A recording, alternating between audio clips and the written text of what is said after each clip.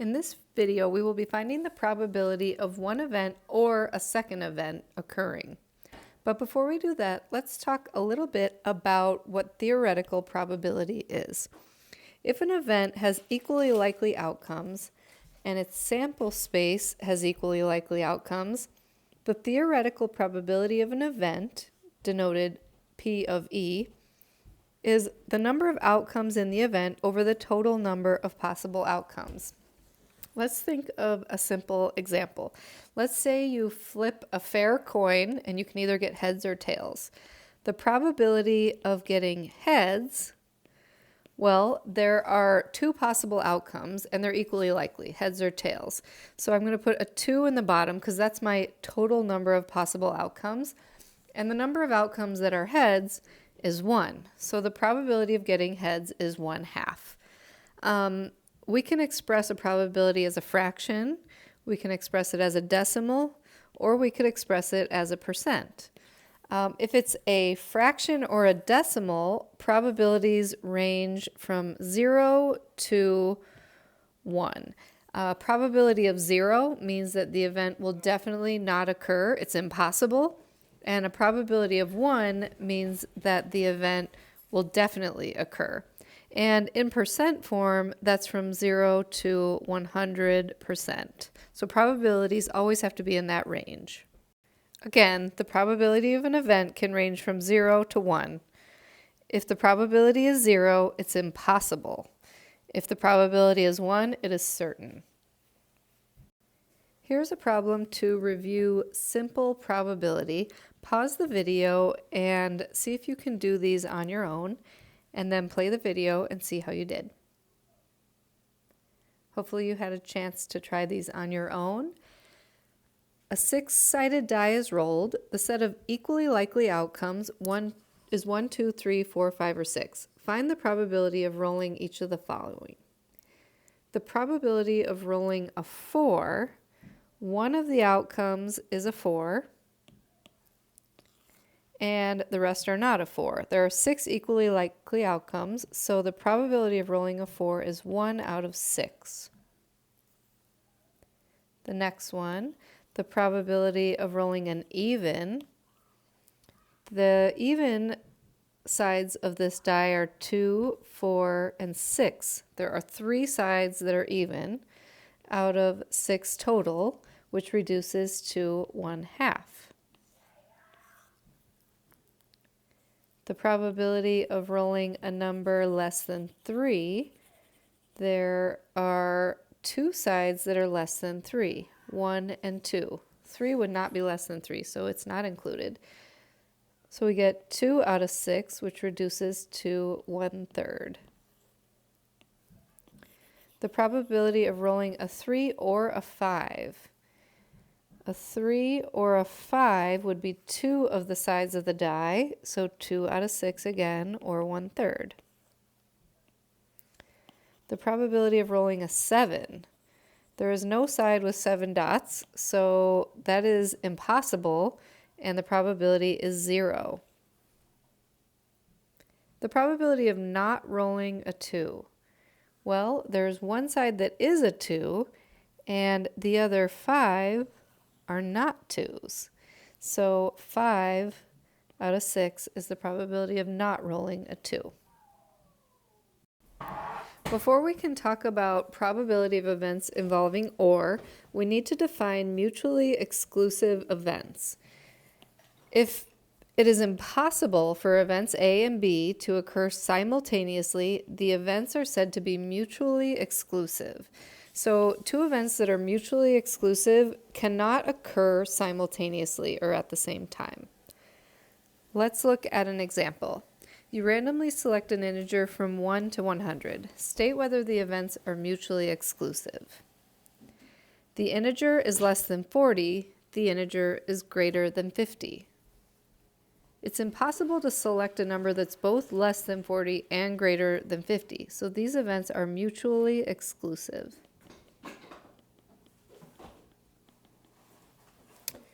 The integer is odd.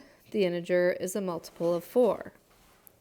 Well, if I think about odds, we've got 1, 3, 5, 7, 9, 11, and so on. Multiples of 4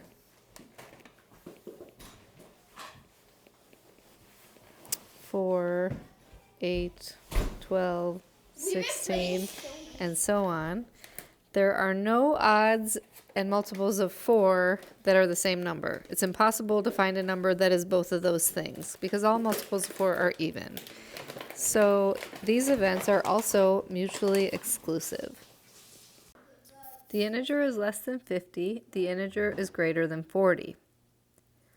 Well, I think we can think of some numbers that are both less than 50 and greater than 40. Like the number 41, 42, etc. All those numbers that are in between 40 and 50 are both of those things, less than 50 and greater than 40. So these two events can occur simultaneously, which means they're not mutually exclusive. For OR probabilities with mutually exclusive events, meaning they cannot occur simultaneously, we are just going to find the probability of each event and add them together. There's going to be an extra step involved when the events are not mutually exclusive. Here's an example. A 6-sided number cube is tossed. Find the probability of rolling an even number or a 3. Well, our even numbers are 2, 4, and 6. A 3 is just a 3.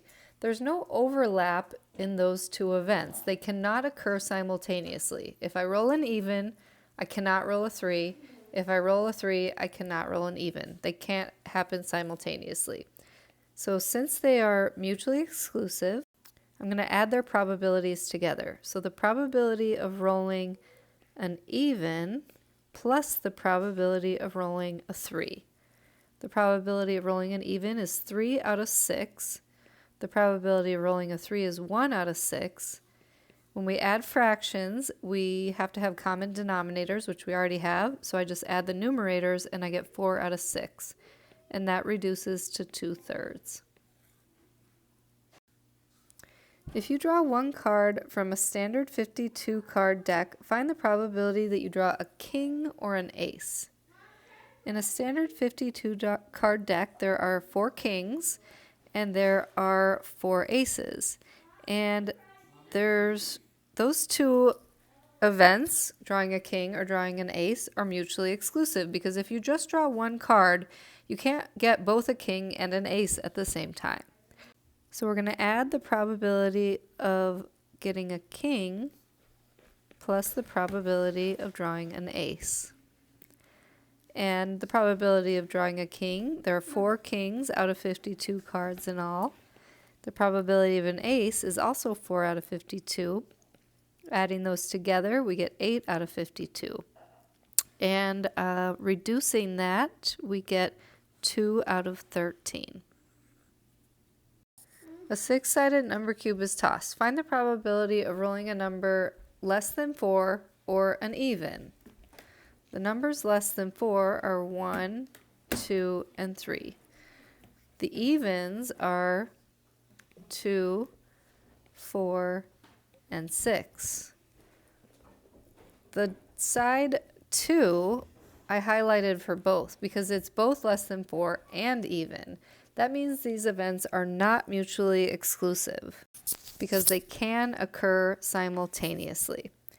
When we have two events that are not mutually exclusive, we're going to add the probabilities of those events, but then we're going to subtract the probability that they both occur simultaneously.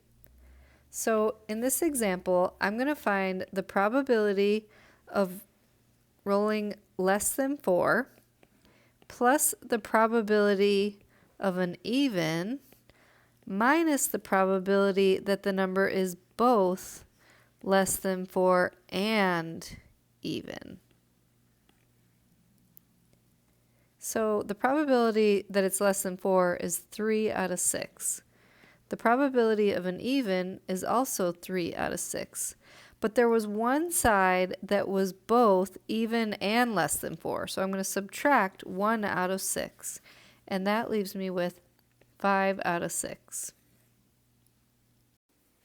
If you draw one card from a standard 52 card deck, find the probability that you draw a king or a heart. There are 4 kings and there are 13 hearts. And there's one card that is both a king and a heart, the King of Hearts.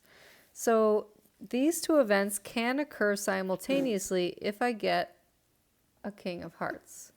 So I'm going to find the probability of drawing a king plus the probability of drawing a heart minus the probability of drawing a king and a heart. So the probability of a king is 4 out of 52. The probability of a heart is 13 out of 52. And then there is one king of hearts that is both a king and a heart, so I subtract 1 out of 52. And that gives me 16 out of 52, which is 4 out of 13. So again, when our events are not mutually exclusive, we add the probabilities of the events and subtract the probability that they both occur simultaneously. One last example. The mathematics department of a college has 5 male professors, 12 female professors, 14 male teaching assistants, and 5 female teaching assistants. If a person is selected at random from the group, find the probability that the selected person is a professor or a male. These events are not mutually exclusive because I could select someone who is both a professor and a male. So since they're not mutually exclusive, I'm going to find the probability of a professor plus the probability of a male minus the probability of a male professor, because the male professors are both. First, I should probably figure out how many people there are in the whole group. So we have 5 male professors, 12 female professors, 14 male teaching assistants, and 5 female teaching assistants, which is 36 people. The probability of a professor, I've got to add the male professors and the female professors, is 17 out of 36. The probability of a male, I'm going to add the male professors and the male teaching assistants, and that gives me 19 out of 36. And then I'm going to subtract the probability of a male professor, which was 5 out of 36.